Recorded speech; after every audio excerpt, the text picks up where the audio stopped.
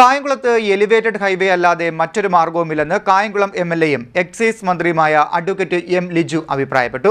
K C. Venugopal MP വിളിച്ചു ചേർത്ത ഉന്നതതല യോഗത്തിലാണ് മന്ത്രി തന്റെ നിലപാട് അറിയിച്ചത്.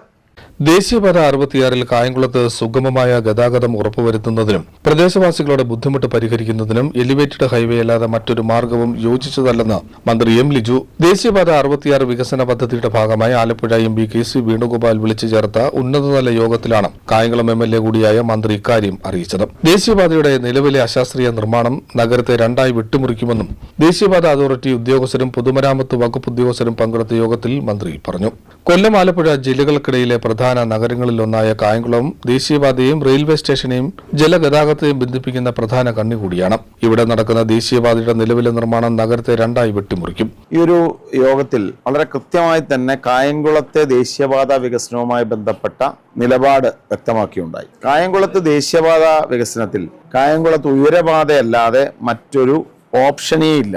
ഷഹീദാർ പള്ളി മുതൽ മുക്കട വരെ ഉള്ള സ്ട്രെച്ചിൽ എലിവേറ്റഡ് ഹൈവേ ആണ് ഏറ്റവും അഭികാമ്യമായ കാര്യം. ഇപ്പം നിലവിൽ അവിടെ വെച്ചിരിക്കുന്ന എംബാങ്ക്മെന്റ് സിസ്റ്റം തീർത്തും അശാസ്ത്രീയമാണ്. കായംകുളം ആലപ്പുഴ ജില്ലയിലെ തന്നെ ഏറ്റവും പ്രാധാന്യം അർഹിക്കുന്ന ഒരു വ്യാപാര നഗരമാണ്. ആ ഒരു നഗരത്തെ രണ്ടായി വെട്ടിമുറിക്കുന്ന തരത്തിൽ അശാസ്ത്രീയമായ രീതിയിൽ നിലവിലുള്ള സംവിധാനം തുടരാൻ പറ്റില്ല എന്നുള്ള നിലപാട് അറിയിച്ചിട്ടുണ്ട്. കടലും കായലും സംയോജിക്കുന്ന ഒരു പടിഞ്ഞാറൻ തീരപ്രദേശമുള്ള കായംകുളത്ത് ഇപ്പോഴുള്ള രീതിയിൽ മതിൽ കെട്ടുന്നത് പോലെ ഒരു സംവിധാനം ഗുരുതരമായ പാരിസ്ഥിതിക പ്രത്യാഘാതങ്ങൾ സൃഷ്ടിക്കും. കൂടാതെ കായംകുളം പോലെ ഒരു വളരുന്ന നഗരം അടുത്ത 50 വർഷക്കാലത്തേക്ക് വെട്ടിമുറിക്കപ്പെടുന്നതും ഒരിക്കലും അംഗീകരിക്കാൻ സാധ്യമല്ല. ഈ ഒരു വിവരം ഇന്നത്തെ യോഗത്തെ അറിയിച്ചിട്ടുണ്ട്.